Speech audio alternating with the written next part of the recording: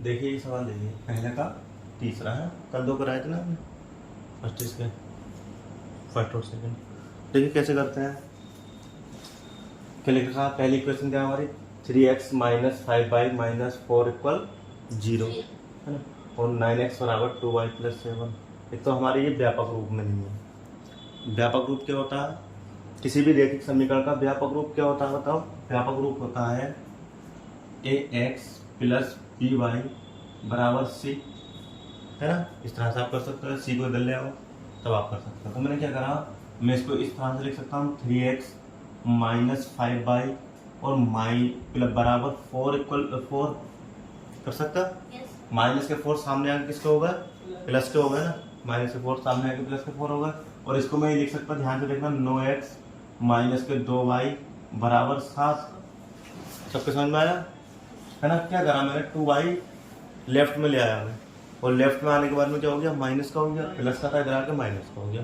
बस ये मेरी दो रेखीय समीकरण हुए। इसको मैंने समीकरण 1 माना और इसको मैंने समीकरण 2 माना। अब मुझे क्या करना है, इसको विलोपन विधि से हल करना।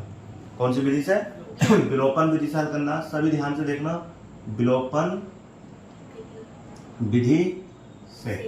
देखिए एक बात देखिए, सबसे पहले मैंने क्या करा, समीकरण को हल करा, अचर पद को मैंने क्या करा सामने ले गए, और x और y पद को क्या करा लेफ्ट में रखा, अचर पद को राइट में। ऐसे यहाँ पर करा मैंने, y प्लस का था लेफ्ट में आके इसका हो गया माइनस का, अचर पद हमारा सामने रहा। अब हल करना है किस विधि से हल करेंगे हम, विलोपन विधि से हल करेंगे। तो बताओ सबसे पहले हम क्या करते हैं, विलोपन विधि में क्या होता है, या तो आप x पद को बराबर करो, है ना, या आप y पद को बराबर करो। यहाँ पर मैं x पद की बात करूँ कोफिशिएंट के साथ में, तो कितना 3x है, और यहाँ पर कितना 9x है ना। यहाँ पर y कोफिशिएंट कितना 5y है ना, और यहाँ पर कितना 2y है। तो बताओ मैं क्या करूँ, मैं x पद को बराबर करूँ या y पद को बराबर करूँ, है ना। एक तो हमारा चर x है, उसका कोफिशिएंट कितना है 3 है, यहाँ पर 9 है। तो बताओ अगर मैं समीकरण 1 में 3 से गुणा कर दूं, समीकरण 1 में मैं 3 से गुणा कर दूं, तो मेरा 3 3 9 नहीं हो जाएगा, और इसके पास भी 9x है। बस सिंपल, दो में कुछ मत करो। एक बात और याद रखना, हमारे दिमाग में आता कि भाई समीकरण 1 को गुणा करना है तो भाई समीकरण 2 को भी गुणा करना। ऐसा नहीं है, अगर आपको किसी एक समीकरण में गुणा करने से अगर आपका आंसर आपका मैच कर रहा है, अगर आपका x कोफिशिएंट या y कोफिशिएंट मैच कर रहा है, तो आपको गुणा करने की जरूरत नहीं है। बात समझ में आ रही। अब बताओ यहाँ पर देखो, इस सवाल में अगर मैं समीकरण 1 को 3 से गुणा कर दूंगा तो कितना हो जाएगा, 3 3 9 हो जाएगा। तो यहाँ पर जो x कोफिशिएंट है 9, और यहाँ पर भी x कोफिशिएंट है 9, बराबर होगा। तो आप समीकरण 2 को गुणा करने की कोई जरूरत नहीं है। जब एक ही समीकरण को गुणा करने से काम हो गया, तो 2 को तो आपको गुणा करने की जरूरत नहीं है। ठीक है, देखिए मैं लिखूंगा समीकरण 1 को 3 से गुणा करने पर, बात समझ में आई, गुणा करने पर। समीकरण 3 तिया 9x, 3 पंजे 15y और 3 चौक 12। समीकरण 2 मेरी कितनी थी, नीचे उतार ली मैंने, 9x माइनस 2y बराबर 7। 9x बराबर होगा, क्या लिखे हम, घटाने पर या जोड़ने पर, घटाने पर, है ना। क्या करने पर, घटाने पर। तो घटाने पर क्या होगा, माइनस प्लस, ऊपर वाली इक्वेशन से हम नीचे वाली समीकरण को घटा दें। घटाने पर चिन्ह बदल जाता है, प्लस का था माइनस का हो गया, माइनस का था प्लस का हो गया, प्लस का था माइनस का हो गया। 9x में से 9x घटाओगे 0, है ना। ये प्लस का 2y हो गया, ये वाला थी ना प्लस का 2y हो गया। तो 2y प्लस का और 15y माइनस का, तो 2 में से 15 घट गया। 2 में से अगर 15 घटाएंगे तो कितना बचेगा, माइनस के 13y बचेगा। घटने वाला बड़ा है ना, तो माइनस के 13y, और 12 में 7 घटाएंगे, 12 में से 7 घटाएंगे तो 5 बचे, है ना। तो जो y बराबर 5 बटे माइनस के 13 है, समझ में, प्लस माइनस का 13 सामने बटे में। ठीक है, अब y का मान उठाया कहीं भी रख दो, y का मान कहाँ रख दूं मैं, समीकरण 1 या समीकरण 2 में कहीं भी रख दो। समीकरण 2 में रखने पर देखो, 2 में रख के आसान हो जाएगा, सारी चीज सामने है। देखो यहाँ पर देखो, समीकरण 2 में रख दो, मैंने रखा 9x माइनस 2 और y का मान कितना, माइनस के 5/13 बराबर 7। ठीक है, तो 9x माइनस माइनस प्लस और 2 पंजे 10/13 बराबर कितना, 7। ठीक है, मैं यहाँ पर लिख रहा हूँ, तो 9x बराबर 7 माइनस 10/13 प्लस का सामने किसका हो गया, माइनस का हो गया। तो 9x बराबर बताओ कितना हो गया, 13 7 91 माइनस 10/13। ये तो आता सबको, हाँ बताओ, 91 है। अच्छा, ये x है ना, 9x। ठीक है, तो 9x बराबर 91 में 10 घटाए 81/13। x बराबर 81/13 गुणा 9, 9 9 81। तो x बराबर कितना है, 9/13। और y बराबर आपको कितना था, माइनस के 5/13। बताओ समझ में आया है ना, जल्दी से उतारो। देखिए क्वेश्चन नंबर 4 देखिए क्या है, x/2 प्लस 2y/3 बराबर माइनस का 1, x माइनस y/3 बराबर 3। दो इक्वेशन दे रखी है। इन ये सवाल उन तीनों से अलग है थोड़ा सा, है ना।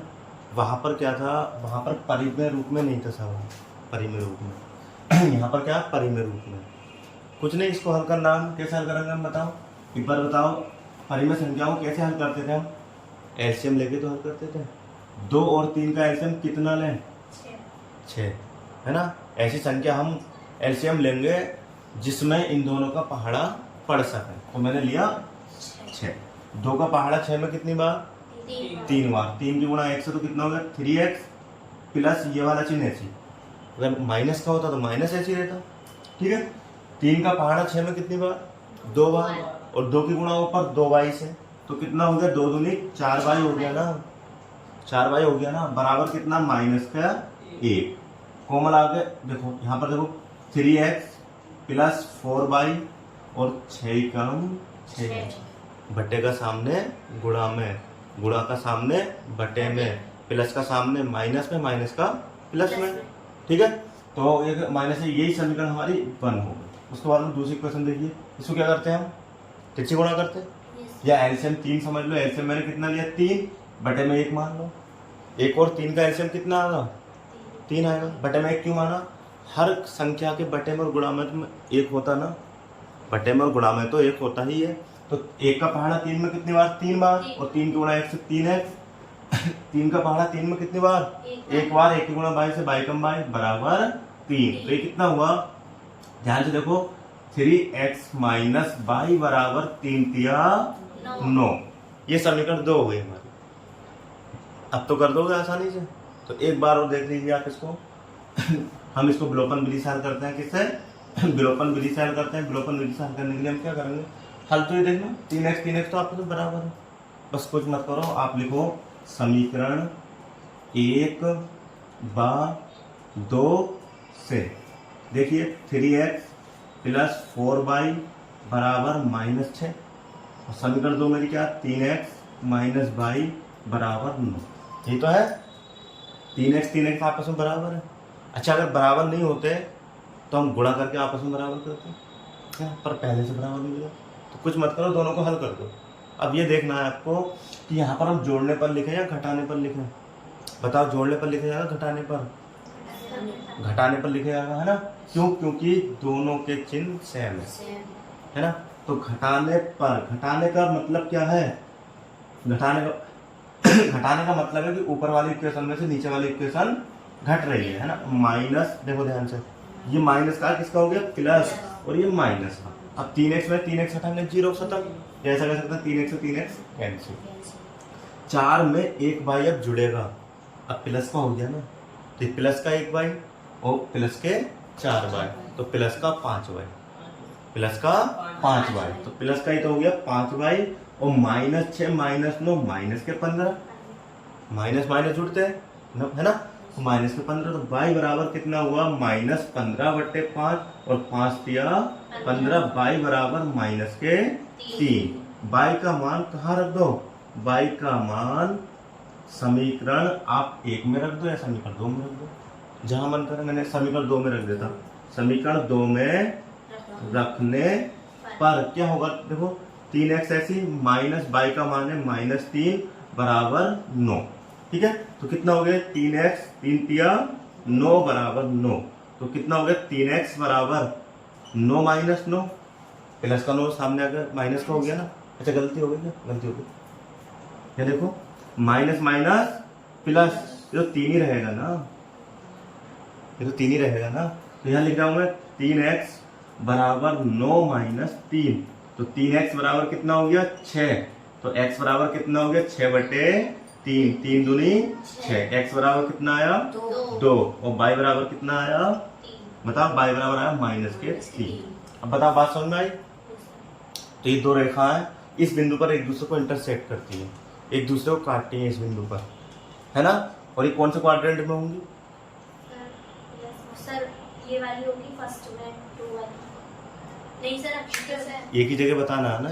ये निर्देशांक है, ये बाई है, बताओ कहाँ होगा, फोर्थ में होगा, है फोर्थ में। ठीक है, फोर्थ में होगा। ये एक्स निर्देशांक प्लस का रहता है और वाई निर्देशांक माइनस का रहता है। ठीक है, तो बताओ समझ में आया आपको, नोट डाउन।